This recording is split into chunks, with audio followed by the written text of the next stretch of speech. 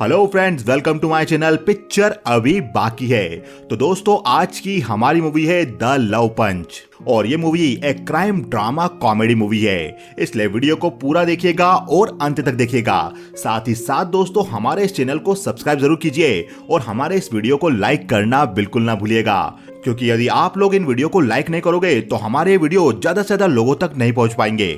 इसलिए वीडियो को लाइक कीजिए, क्योंकि आपका एक लाइक हमारे लिए बहुत ही कीमती है। तो फिल्म की शुरुआत में हमें केट नाम की लेडी को दिखाया जाता है, जो कि एक शादी के प्रोग्राम में होती है। उसी वक्त केट के पास एक रिचर्ड नाम का आदमी आता है, जो कि रिश्ते में केट का एक्स हस्बैंड होता है। केट और रिचर्ड दोनों शादी में शादीशुदा जोड़े को देख रहे होते हैं। तब रिचर्ड केट से कहता है, शादी भी कितनी अजीब चीज होती है, दोनों अभी कितने खुश दिखाई दे रहे हैं, पर बाद में इन दोनों के साथ क्या होगा किसी को कुछ नहीं पता। तब केट बातों ही बातों में रिचर्ड को टोंट मारते हुए कहती है, जैसा कि तुमने किया अपनी सेक्रेटरी के साथ अफेयर चलाकर, तुम लड़कियों के पीछे भागते रहे, इस वजह से हमारा डिवोर्स हुआ। पर फिलहाल केट अब इन सब बातों से आगे निकल चुकी थी और वो अपनी लाइफ में एक नया लाइफ पार्टनर ढूंढ रही थी। तभी वहां पर उन दोनों की कॉमन फ्रेंड पैन आती है और पैन रिचर्ड को देखकर खुश होती है और वो केट से बात करती है। क्या तुमने कैन से बात की? वो आज पार्टी में आया हुआ है। पैन केट की कैन से दोस्ती करवाना चाहती थी, क्योंकि वो नहीं चाहती थी कि केट आगे भी अकेली रहे। तभी वहां पर पैन का हस्बैंड और रिचर्ड और केट का कॉमन फ्रेंड जेनी भी वहां पर आ जाता है। और जेरी रिचर्ड और केट की जोड़ी को बेहतर समझता था, इसलिए वो चाहता था कि वो दोनों फिर से साथ में आ जाए। पर केट ऐसा बिल्कुल नहीं चाहती थी। तभी पैन कैन को बुलवा लेती है और वो उसे केट से मिलवाती है। कैन केट को फूलों का गुलदस्ता देता है और उस फूलों के गुलदस्ते को देखकर रिचर्ड केट से कहता है, तुम्हें फूलों से एलर्जी है, इसलिए तुम फूलों से दूर रहो। पर केट कैन को हर्ट नहीं करना चाहती थी, इसलिए वो फूलों को अपने पास रख लेती है।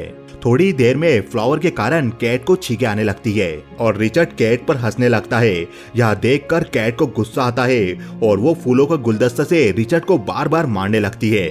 मूवी के अगले सीन में हमें दिखाया जाता है कि रिचर्ड अपने घर में सो रहा था, तभी कोई बाहर गाड़ी में बार बार हॉर्न बजा रहा था। तब रिचर्ड की नींद खुल जाती है और रिचर्ड बाहर झांक कर देखता है। रिचर्ड उठकर बाहर देखता है तो बाहर रिचर्ड की एक्स गर्लफ्रेंड माइकेला थी और माइकेला रिचर्ड को उसकी कार हटाने के लिए कहती है ताकि वो अपनी कार निकाल सके। माइकेला के साथ उसका बॉयफ्रेंड भी होता है। आगे रिचर्ड अपनी गाड़ी हटाता है और माइकेला अपनी गाड़ी लेकर वहां से निकल जाती है। रिचर्ड के साथ ये पहली बार हुआ था कि कोई लड़की उसे डिच करके जा रही थी, वरना अक्सर रिचर्ड ही लड़कियों को छोड़ दिया करता था। दूसरी तरफ केट भी अपने घर पर अपने बेटे से स्काइप पर बात कर रही होती है और वहीं केट की बेटी सोफी पढ़ाई के सिलसिले में एडनबर्ग जाने की तैयारी कर रही थी। आगे केट बाहर निकलकर सोफी की पैकिंग में मदद करवा रही होती है। तभी वहां पर जेरी और पेन भी आ जाते हैं और जेरी सोफी से कहता है, तुम अपने कॉलेज की लाइफ को अच्छे से एंजॉय करना। वहीं पेन आकर केट से कहती है, सोफी के जाने के बाद तुम केन से जरूर मिलना। उसके बाद पेन केट को अपने घर पर इनवाइट करती है आज रात की पार्टी के लिए और पेन वहां से चली जाती है। आगे मूवी में हमें दिखाया जाता है कि रिचर्ड जेरी के साथ गोल्फ खेल रहा होता है और तभी खेलते खेलते रिचर्ड की कमर में मोच आ जाती है और उससे सहा नहीं जाता। तब रिचर्ड और जेरी गोल्फ स्टेडियम से जाने लगते हैं। तभी रिचर्ड अपनी बेटी सोफी को कॉल करता है और रिचर्ड सोफी से कहता है, अपनी कॉलेज लाइफ एंजॉय करना और अपना ध्यान रखना।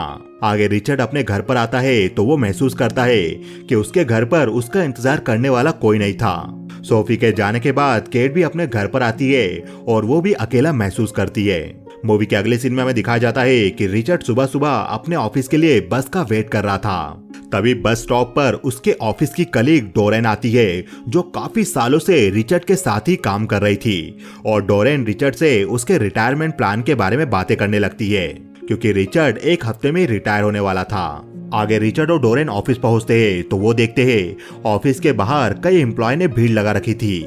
रिचर्ड और डोरेन उनके पास जाते हैं तो उन्हें पता चलता है कि कंपनी ने उन्हें फोरक्लोजर का नोटिस दे दिया था। सारे एम्प्लॉय परेशान थे कि उनके साथ ये क्या हो गया। रिचर्ड ने अपने सारे एम्प्लॉय को इस कंपनी में एक पेंशन ऑफर स्कीम में एनरोल करवाया था, जिससे उन सभी को अच्छी खासी पेंशन मिल रही थी और वो सभी अपनी जिंदगी आराम से गुजार रहे थे। पर अब उन सभी को पता चला था कि जो पेंशन सिक्योरिटी के वादे उनसे किए गए थे वो सभी झूठे थे। उन्होंने अपनी जिंदगी भर की कमाई इस पेंशन स्कीम में लगाई थी। सभी लोग इस बारे में काफी परेशान थे और वो रिचर्ड से पूछते हैं, क्या तुम जानते थे कि ये सब होने वाला है? तब रिचर्ड कहता है, मैं इस बारे में कुछ भी नहीं जानता हूँ, पर मैं तुम सभी से वादा करता हूँ कि मैं इस बात की तह तक पहुँचूंगा और तुम लोगों के पैसे तुम्हें वापस दिलवा कर रहूंगा। मूवी के अगले सीन में हमें दिखाया जाता है कि कैट अपने घर में होती है और कैट लैपटॉप पर किसी जिन नाम के फ्रेंच आदमी को ऑनलाइन डेट कर रही होती है और कुछ देर बाद कैट टीवी देखने लगती है। तभी कैट टीवी में न्यूज देखती है कि कोई रैम्बो नाम का डायमंड है जिसको किसी आदमी ने $10 मिलियन की कीमत देकर खरीदा है। तभी कैट को याद आता है कि 7 बज गए हैं और उसे कैन से मिलने जाना था। कैट बाहर जाती है तो वो देखती है उसके घर के बाहर रिचर्ड पहले से ही मौजूद था। तब रिचर्ड कहता है, मुझे तुमसे कुछ जरूरी बात करनी है। हमारे साथ बहुत बड़ा धोखा हुआ है। हमारे पेंशन के सारे पैसे चले गए हैं जिसमें तुम्हारे पैसे भी थे। यह सुनकर कैट रिचर्ड को अंदर बुलाती है और रिचर्ड कैट को बताता है, हमारी कंपनी को किसी लेक्सन नाम की कंपनी ने खरीदा था और उन्होंने हमारे पेंशन के पैसे को लेक्सन के पेंशन फंड में मिला लिया था। पर अब लेक्सन ने कंपनी के शेयर्स की वैल्यू बिल्कुल जीरो कर दी है और इस वजह से हमारे पेंशन फंड की वैल्यू भी जीरो हो गई है और हम लोगों से हमारी जिंदगी भर की कमाई छिन गई है। तब कैट लैपटॉप में लेक्सन कंपनी के बारे में सर्च करने लगती है तो उसे एक वेबसाइट मिलती है, पर वेबसाइट पर इंटर करने पर वो वेबसाइट पासवर्ड मांगती है। कैट को कुछ समझ नहीं आता। तब वो कहती है, हमें इस काम के लिए मैट की जरूरत पड़ेगी। और कैट अपने बेटे मैट को फोन लाकर उससे पूछती है, क्या तुम इस साइट को हैक करने में हमारी मदद कर सकते हो। मैट पहले थोड़ा हैरान होता है, पर जब वो अपने माँ बाप दोनों को साथ में देखता है और कैट और रिचर्ड उससे कहते हैं कि ये बहुत जरूरी काम है, तो वो अपने माँ बाप के कहने पर ये काम करने के लिए तैयार हो जाता है। और वो कहता है, इस काम के लिए मुझे थोड़ा वक्त चाहिए होगा। और थोड़ी देर बाद मैट कैट को वेबसाइट का पासवर्ड मेल कर देता है। पासवर्ड मिलने के बाद कैट वेबसाइट में लॉगिन कर पाती है और तब उन्हें लेक्सन कंपनी के डायरेक्टर के बारे में पता चलता है। लेक्सन कंपनी का डायरेक्टर विंसेंट क्रूगर नाम का आदमी था जो कि एक यंग बिलियनियर था और वो बहुत सारी कंपनीज का मालिक भी होता है। वेबसाइट से उन्हें यह भी पता चलता है कि विंसेंट क्रूगर पेरिस में रहा करता था। विंसेंट के बारे में जानकारी मिलते ही रिचर्ड कहता है, मैं इस कमीने को ढूंढ लूंगा और इसके दरवाजे पर जाकर इतना हंगामा करूंगा कि डर के मारे ये हमारा पैसा वापस कर देगा। मैं अपने ऑफिस के कलीग्स की जिंदगी भर की कमाई को विंसेंट जैसे बिलियनियर को चुराने नहीं दूंगा। आगे रिचर्ड कैट से पूछता है, तुम्हें फ्रेंच कैसी आती है। तब कैट कहती है, मुझे थोड़ी बहुत फ्रेंच आती है। और कैट रिचर्ड की शक्ल देखकर समझ जाती है कि वो उसे अपने साथ पेरिस ले जाने वाला है, इसलिए कैट उसे बार बार वहां पर जाने से मना करती है। पर मूवी के अगले सीन में हमें दिखाया जाता है कि रिचर्ड और कैट दोनों गाड़ी में पेरिस आ चुके थे और रिचर्ड गाड़ी चला रहा होता है पेरिस के ट्रैफिक में। रिचर्ड को गाड़ी चलाने में काफी दिक्कत हो रही थी, पर वो किसी तरह से लेक्सन कंपनी के ऑफिस में पहुंच जाते हैं। वहां पर काफी सिक्योरिटी होती है और वो उन्हें अंदर जाने नहीं दे रही थी। तब कैट और रिचर्ड एक प्लान बनाते हैं और रिचर्ड और कैट अंदर जाने लगते हैं। तभी कैट बेहोश होने का नाटक करती है और वहां पर खड़ा सिक्योरिटी गार्ड कैट के लिए पानी लेने जाता है। तभी मौका पाकर कैट और रिचर्ड अंदर चले जाते हैं और कैट और रिचर्ड लिफ्ट के जरिए विंसेंट क्रूगर के केबिन तक पहुंच जाते हैं। विंसेंट रिचर्ड और कैट को देखकर हैरान था और वो उनसे बातें करने के लिए तैयार हो जाता है।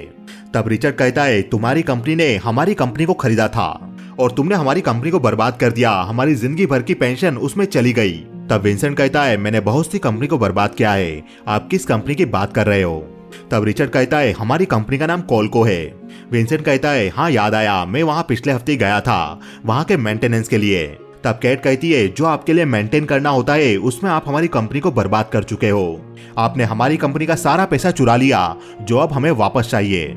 और रिचर्ड कहता है, उस कंपनी में कुछ लोग काम किया करते थे जिनकी लाइफ पेंशन पर डिपेंड थी जो उन्हें मिला करती थी। तुम उन्हें ऐसे ही निकाल के नहीं फेंक सकते, ये सही नहीं है। तब विंसेंट कहता है, मैं आप लोगों की सारी बात समझ चुका हूँ, पर मैंने ऐसा कुछ भी गलत नहीं किया है। ये सब लीगल है। यह सुनकर विंसेंट कहता है, मैं मानता हूँ तुम लोगों के साथ गलत हुआ है और सच में मैंने तुम सबके सारे पैसे चुरा लिए। सुनने में ये सब इलीगल लगता है पर ये टोटली लीगल है। और ऐसा कहकर विंसेंट टेबल के नीचे लगे अलार्म को दबाकर सिक्योरिटी गार्ड्स को बुला लेता है जो कि रिचर्ड और कैट को बिल्डिंग से बाहर कर देते हैं। तब वो दोनों थोड़ी देर वहीं बाहर खड़े रहते हैं और वो सोचते हैं कि इस आदमी से बदला कैसे लिया जाए, हम अपने पैसे वापस कैसे ले।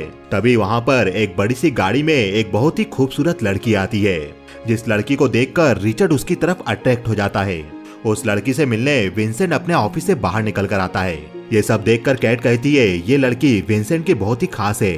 तब रिचर्ड और कैट भी अपनी गाड़ी से उन लोगों का पीछा करने लगते हैं। रिचर्ड गाड़ी काफी धीरे चला रहा था और विंसेंट अपनी कार लेकर काफी दूर निकल चुका था।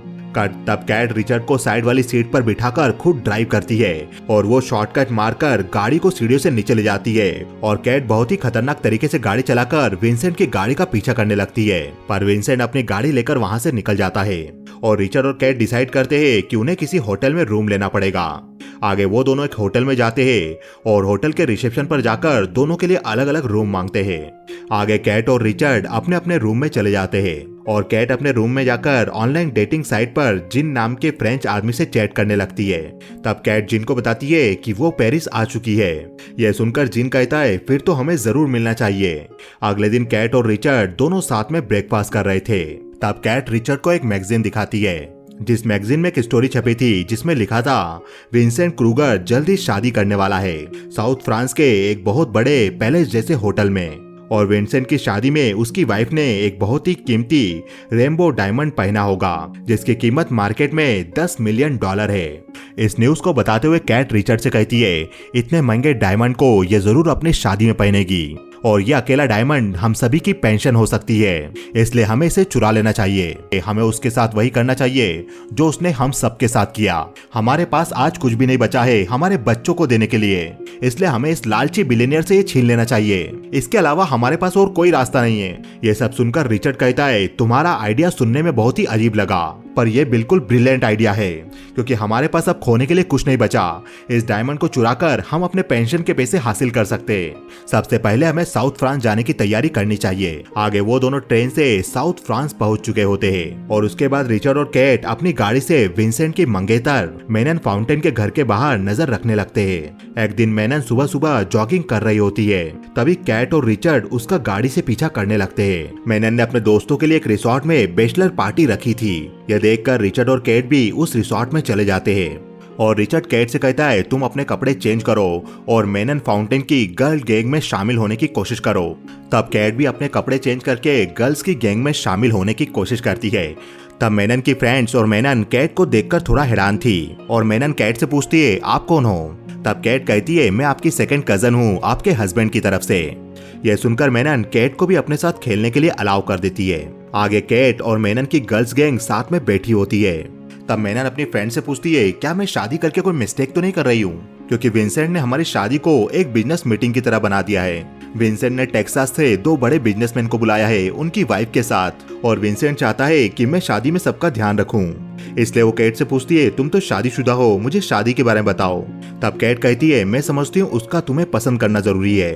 शादी एक ड्राइविंग टेस्ट की तरह है जिसमें हम ड्राइविंग सीखते हैं और एक दिन हम परफेक्ट ड्राइविंग करना सीख जाते हैं। मेनन को कैट की यह एडवाइस बहुत ही अच्छी लगती है और मेनन कैट से अकेले में कहती है मेरी सारी दोस्तों में से तुमने ही मुझे सच बोला।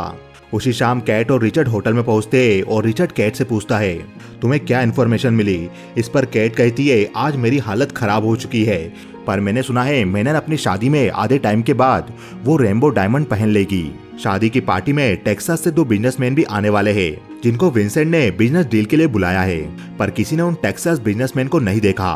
कैट की ये बात सुनकर रिचर्ड के दिमाग में एक आइडिया आता है और रिचर्ड अपने बेटे को वीडियो कॉल करके उससे पूछता है हमें कार्टल होटल की गेस्ट लिस्ट चाहिए। हम उनमें से 4 गेस्ट को ढूंढ रहे जिनका एड्रेस टेक्सास में है। मैट रिचर्ड और कैट का ये काम कर देता है, वो उन्हें बता देता है कि होटल में 2 टेक्सास से आए कपल किस रूम में ठहरे हैं। इसके बाद कैट रिचर्ड से पूछती है आखिर तुम्हारा प्लान क्या है। तब रिचर्ड उसे कहता है हमारा प्लान है कि हम टेक्सास से आए उन 2 बिजनेसमैन कपल को किडनैप करेंगे। उसके बाद उन कपल की जगह हम उस पार्टी में जाएंगे और मौका पाकर मेनन के पास से उस डायमंड को चुरा लेंगे और नकली डायमंड वहां पर रखकर आ जाएंगे। पर हमारे सामने दिक्कत बस एक ही है, हम सिर्फ 2 लोग हैं। हमें एक और कपल्स की जरूरत पड़ेगी जो हमारे साथ इस प्लान में शामिल होंगे। थोड़ी देर वो इस बारे में सोचते हैं, फिर उनके दिमाग में 2 लोगों का नाम आता है जो उनके साथ इस प्लान में शामिल हो सकते हैं। वो 2 लोग जेरी और पेन थे जो कि रिचर्ड और कैट के अच्छे फ्रेंड थे। आगे जेरी और पेन भी साउथ फ्रांस आ चुके होते हैं। एयरपोर्ट पर ही रिचर्ड और कैट उन दोनों को पूरी स्टोरी बता देते हैं कि उन्होंने उन दोनों को क्यों बुलाया है। रिचर्ड और कैट के प्लान को सुनकर जेरी और पेन थोड़ी देर सोचते हैं और फिर वो भी इस प्लान में भाग लेने के लिए तैयार हो जाते हैं और वो उन कपल्स का वेट करने लगते हैं। जब टेक्सास से आए कपल अपने होटल रूम में चले जाते हैं तब वो चारों भी उस होटल में जाते हैं और जेरी और पेन होटल के वेटर बनकर उन होटल रूम में जाते हैं। वो उन चारों को ड्रिंक ऑफर करते हैं और उसमें नशे की दवाई मिला देते हैं। जब टेक्सास से आए हुए कपल बेहोश हो जाते हैं तो रिचर्ड और कैट बाहर निकलते हैं और वो चारों उन कपल्स को बांधकर होटल से निकल जाते हैं। आगे वापस वो चारों गाड़ी में थे और वो खुशी के मारे चिल्लाने लगे थे कि उन्होंने अपने पहले बड़े काम को अंजाम दे दिया है और उस रात वो अपनी सक्सेस को सेलिब्रेट करते हैं। और वहाँ पर कैट सभी को प्लान समझाने लगती है कि आगे वो क्या करने वाले हैं। कैट समझाती है ये हमारा पार्टी में जाने का मेन गेट होगा जहाँ पर हमें हमारे पासेस दिखाने होंगे और हम पार्टी में एंटर हो जाएंगे। तब पेन और जेरी उस पार्टी में जाकर उस पार्टी में एंजॉय करेंगे और पार्टी के दौरान दुल्हन कुछ वक्त के लिए अपने बेडरूम में जाएगी वहाँ पर अपने कपड़े चेंज करने, और तब वो उस डायमंड को भी पहनेगी। उस समय रिचर्ड और मैं किसी तरह से उसके बेडरूम में पहुंच जाएंगे और हम उस डायमंड को चुरा लेंगे और उसकी जगह नकली डायमंड रख देंगे और पार्टी में आकर हम उस डायमंड को जेरी के हाथ में सौंप देंगे। इसलिए जेरी और पेन तुम उस डायमंड को लेकर पहले निकल जाना। हो सकता है कि डायमंड की चोरी के बारे में पता लगने के बाद वो लोग हमें पकड़ ले। तब हम कह देंगे कि हम विंसेंट की कंपनी में एक्स एम्प्लॉय थे और हम बस अपने हक का पैसा मांगने के लिए शादी में आए थे। उन चारों को यह आइडिया बहुत ही अच्छा लगता है और वो लोग अपने अपने होटल रूम में चले जाते हैं। रिचर्ड और कैट भी एक ही रूम में जाते हैं पेन और जेरी को ये दिखाने के लिए कि अब उन दोनों के बीच सब कुछ ठीक चल रहा है। अगली सुबह ब्रेकफास्ट के वक्त कैट उन सभी को बताती है, मेरे बेटे मेट ने कल रात को कुछ बातें पता लगाई है कि हम उस पार्टी में फिंगरप्रिंट सेंसर के द्वारा एंटर कर सकते हैं। सभी के फिंगरप्रिंट स्कैन होंगे, उसके बाद ही पार्टी में अलाउ किए जाएंगे। हमें इस बारे में सोचना होगा कि हम होटल में एंटर कैसे करेंगे। तब रिचर्ड कहता है हमें स्विमिंग और क्लाइंबिंग करके उस होटल तक पहुंचना पड़ेगा। आगे हमें दिखाते हैं कि उन चारों ने स्कूबा गियर पहन रखा था और वो चारों स्विमिंग करते करते होटल की दीवार के किनारे तक पहुंच जाते हैं। उसके बाद वो रस्सियों के जरिए चढ़कर होटल तक पहुंचते और आगे वो चारों स्कूबा गियर को उतारकर टेक्सास के बिलेनियर जैसे कपड़े पहनकर शादी के अंदर एंटर करते हैं और वो सीधा जाकर विंसेंट क्रूगर और मेनन से मिलते हैं। विंसेंट ने टेक्सास के बिलेनियर को नहीं देखा था, इसलिए वो उन्हें गेस्ट समझकर उनका अभिवादन करता है और उन्हें शादी के बाद बिजनेस मीटिंग करने के लिए कहता है। आगे जेरी और पेन मेहमानों में शामिल हो जाते हैं और मौका देखकर रिचर्ड और कैट ऊपर की तरफ चले जाते हैं। रिचर्ड और कैट मेनन के रूम की तरफ जाने लगते हैं। तभी उन्हें कॉरिडोर में एक गार्ड खड़ा हुआ दिखाई देता है और रिचर्ड और कैट छिपकर वहां पर जेरी का वेट करने लगते हैं। तभी वहां पर जेरी आता है और उस गार्ड से बात करने लगता है। तब मौका पाकर रिचर्ड और कैट मेनन के रूम की तरफ चले जाते हैं और एक दूसरे रूम के अंदर पहुंचकर वो दोनों खिड़की के जरिए मेनन के रूम के अंदर एंटर हो जाते हैं। तभी उस रूम में मेनन आती है जो कि बहुत गुस्सा थी। उसे बुरा लग रहा था कि विंसेंट ने उसकी शादी की पार्टी को एक बिजनेस पार्टी बना दिया है। आगे उसी रूम के अंदर एक गार्ड आता है जो कि मेनन के पहनने के लिए वो डायमंड लेकर आया था। वो गार्ड मेनन को डायमंड देकर वहां से निकल जाता है। मेनन उस डायमंड को देखती है और गुस्से के मारे उसे बेड पर फेंक देती है और वॉशरूम चली जाती है। तब मौका पाकर रिचर्ड और कैट उस डायमंड को उठाने जाने लगते हैं। तभी मेनन वॉशरूम से बाहर निकल जाती है और उसे देखकर रिचर्ड बेड के नीचे छिप जाता है और मेनन कैट को देख लेती है। कैट भी मेनन को देखकर अपनी विग निकाल लेती है और उसे सॉरी कहती है। तब मेनन कैट को पहचानकर उसे अपने गले लगा लेती है और रोने लगती है और मेनन कहती है, मुझे बहुत खुशी हुई कि तुम यहाँ पर हो। वो मुझसे प्यार नहीं करता है। मुझे ऐसा लग रहा है कि मैंने अपने आप को किसी अमीर आदमी को बेच दिया। तब रिचर्ड बेड के नीचे छिपकर उस डायमंड को उठाने की कोशिश कर रहा था। कैट को भी लगता है कि मेनन उसे देखकर शॉक नहीं हुई, बल्कि वो उससे एक सच्ची एडवाइस चाहती है। तब कैट सीधे सीधे मेनन को कहती है, विंसेंट एक अच्छा आदमी नहीं है। हो सकता है कि विंसेंट शायद बदल जाए, पर वो बहुत ही लालची है और तुम्हें ये बात समझनी चाहिए। जब तक पैसा होता है तब तक रिश्ते होते हैं। आई लव यू बोलना बहुत ही आसान है। जब मुसीबत आती है तभी सच्चे प्यार की पहचान होती है। तुम्हें एक ऐसे इंसान से शादी करनी चाहिए जो तुम्हें बुरे वक्त में भी प्यार करे। और मैं तुम्हें एक और बात बताना चाहती हूँ, मैं विंसेंट की कजन नहीं हूँ, बल्कि मैं तो यहाँ पर किसी और मकसद से आई हूँ। मेरा पति भी यहीं पर है जो बेड के नीचे छिपा है। मेनन रिचर्ड को देखकर हैरान होती है और वो कैट से कहती है, तुम्हारा पति काफी हैंडसम है। तब कैट कहती है, विंसेंट ने हमारे और हमारे जैसे बहुत से लोगों की जिंदगी भर की कमाई चुरा ली। मैं और रिचर्ड वही वापस लेने यहाँ पर आए हैं। हम लोग ये डायमंड चुराने यहाँ पर आए थे। ये सुनकर मेनन कहती है, तुम ये डायमंड ले जा सकती हो, वैसे भी मुझे पसंद नहीं। रिचर्ड यहाँ सुनकर अपने साथ लाए डायमंड से मेनन के डायमंड को तुरंत चेंज कर लेता है। तभी रूम के बाहर विंसेंट आ चुका था और वो दरवाजा बजाने लगता है। तब कैट और रिचर्ड वापस बेड के पास छिप जाते हैं। मेनन दरवाजा खोलती है और विंसेंट मेनन से कहता है, तुम नीचे क्यों नहीं आ रही? सभी लोग तुम्हारा इंतजार कर रहे हैं। आगे विंसेंट मेनन को उसका डायमंड पहनाता है और उसके साथ नीचे चले जाता है। विंसेंट और मेनन पार्टी में सभी लोगों के सामने आते हैं और सभी लोग तालियां बजाने लगते हैं। तब पार्टी में रिचर्ड और कैट भी पहुंच चुके थे। उन्हें देखकर जेरी रिचर्ड से टकराता है और उसी वक्त रिचर्ड अपने पास वाला डायमंड जेरी के हाथ में सौंप देता है। आगे पार्टी में मेनन विंसेंट के साथ थी और विंसेंट सभी के सामने मेनन को स्टेज पर बुलाकर उसके बारे में कुछ कहने के लिए कहता है। तब मेनन कहती है, किसी शादीशुदा महिला ने मुझे कहा है कि तुम अपने हस्बैंड को प्यार करती हो, तो तुम उसे पसंद भी करोगी। और फाइनली अब मुझे रियलाइज हुआ कि मैं विंसेंट को लव नहीं करती हूँ, इसलिए मैं उससे डिवोर्स चाहती हूँ। यह सुनकर पार्टी में आए सभी लोग चौंक जाते हैं और विंसेंट भी हैरानी से मेनन को देखने लगता है। तभी उसकी नजर उस डायमंड पर पड़ती है और उसे पता चलता है कि वो डायमंड नकली था। और उसी वक्त उस पार्टी में टेक्सास से आए हुए असली बिजनेसमैन आ जाते हैं, जो विंसेंट को बताते हैं हमारे साथ धोखा हुआ है। यह सुनकर रिचर्ड और कैट वहां से भागने लगते हैं और विंसेंट के आदमी उन्हें पकड़ने के लिए उनके पीछे भागने लगते हैं। आगे विंसेंट के आदमी रिचर्ड और कैट दोनों को पकड़ लेते हैं। मूवी के अगले सीन में रिचर्ड और कैट विंसेंट के सामने थे और विंसेंट उनसे सवाल करता है असली डायमंड कहाँ पर है। दूसरी तरफ अब सभी गेस्ट पार्टी से जा रहे थे और उनकी तलाशी ली जा रही थी। यह सब देखकर जेरी उस डायमंड को निकलकर चेन नीचे फेंक देता है। दूसरी तरफ विंसेंट रिचर्ड को मार रहा था, उससे डायमंड के बारे में पूछ रहा था। उसी वक्त वहां पर मेनन आती है और वो कहती है मैंने असली डायमंड को बेच दिया है और उससे मिले हुए पैसे को मैंने चैरिटी में दे दिया है, ये जानने के लिए कि तुम सचमुच मुझसे प्यार करते हो या पैसों से। यह सुनकर विंसेंट अपने आदमी से कहता है इन्हें ले जाओ और वो वहां से निकल जाता है। दूसरी तरफ जेरी और पेन सिक्योरिटी वालों के सामने से निकलते हैं तो सिक्योरिटी वालों को उनके पास कुछ नहीं मिलता और रिचर्ड और कैट को विंसेंट के आदमी गाड़ी में बंद करके कहीं ले जाने लगते हैं। विंसेंट का आदमी गाड़ी को एक सुनसान जगह पर खड़ा करता है और वहां से नीचे की तरफ धक्का दे देता है। वो गाड़ी तेजी से समुद्र की ओर जाने लगती है और रिचर्ड और कैट उस गाड़ी में मौजूद थे और उनके हाथ बंधे हुए थे। समुद्र में गिरने से पहले वो गाड़ी थोड़ा रुक जाती है और नीचे देखकर रिचर्ड और कैट दोनों डरने लगे थे। वो अपने आप को संभालने की कोशिश कर रहे थे। तभी उनकी गाड़ी पूरी तरह से खाई में लटक जाती है और रिचर्ड और कैट अपनी अपनी मौत का वेट करने लगते हैं। पर थोड़ी देर बाद ही वो गाड़ी किसी कारण वापस ऊपर आने लगती है। मेनन वहां पहुंच चुकी थी और वो अपनी गाड़ी से वैन को बांधकर ऊपर की तरफ खींच रही थी और मेनन उस वैन को ऊपर ले आती है। आगे मेनन रिचर्ड और कैट के हाथों को खोलकर उन्हें आजाद करती है और मेनन कैट और विंसेंट से कहती है तुम लोगों ने मुझे बचा लिया उस अमीरजादे से। तब मेनन देखती है कि विंसेंट के आदमी पहाड़ी से उस गाड़ी के गिरने का इंतजार कर रहे थे। तब मेनन रिचर्ड और कैट के साथ मिलकर उस गाड़ी को धक्का देती है ताकि विंसेंट के आदमी को लगे कि कैट और रिचर्ड मारे गए और मेनन उन दोनों को अलविदा कहकर वहां से निकल जाती है।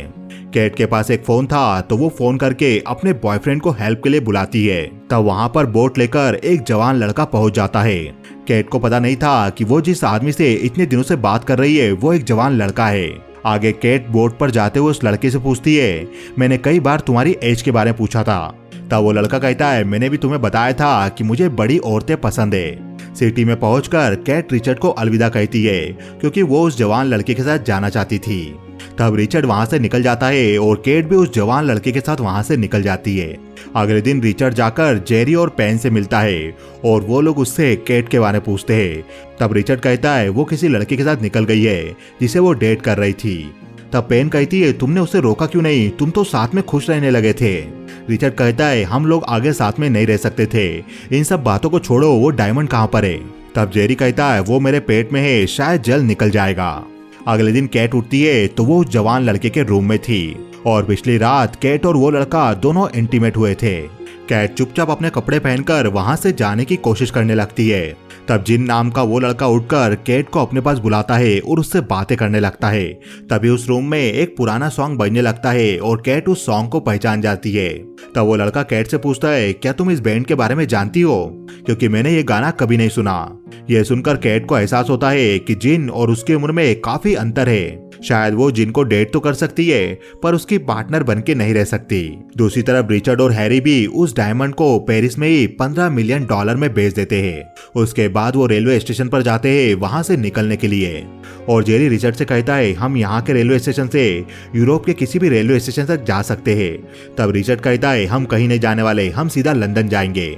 उसी वक्त वहां पर कैट भी पहुंच जाती है क्योंकि वो नहीं चाहती थी कि रिचर्ड लंदन जाए। वो चाहती थी कि घर जाने से पहले रिचर्ड उसके साथ थोड़ी ट्रेवलिंग करे।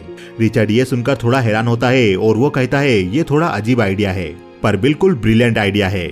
आगे रिचर्ड जेरी से कहता है तुम यह पैसा लेकर लंदन चले जाओ, जिन जिन लोगों का पैसा पेंशन फंड में जीरो हुआ उन्हें ये लौटा दो, हम दोनों पेरिस में कुछ और वक्त बिताएंगे। तब पेन और जेरी पैसा लेकर वहां से निकल जाते हैं और रिचर्ड और कैट एक दूसरे को किस करते हैं। आगे मूवी में हमें दिखाया जाता है कि कंपनी के सभी के अकाउंट में उनका पैसा वापस पहुंच चुका था और वो लोग काफी खुश थे। और रिचर्ड और कैट भी वापस लंदन आ गए थे और अपनी लाइफ एंजॉय कर रहे थे किसी साधारण कपल की तरह। एक दिन कैट रिचर्ड को एक स्पीड बोट गिफ्ट करती है जिसे देखकर रिचर्ड काफी खुश होता है क्योंकि रिचर्ड का यह सपना था कि एक दिन वो बोट से पूरी दुनिया घूमे। और ये मूवी यहीं खत्म हो जाती है। तो दोस्तों आपको ये वीडियो कैसा लगा हमें बताइए कमेंट सेक्शन में। हमारे इस वीडियो को ज्यादा से ज्यादा लाइक कीजिए और हमारे चैनल को सब्सक्राइब करना बिल्कुल ना भूलें क्योंकि पिक्चर अभी बाकी है मेरे दोस्त।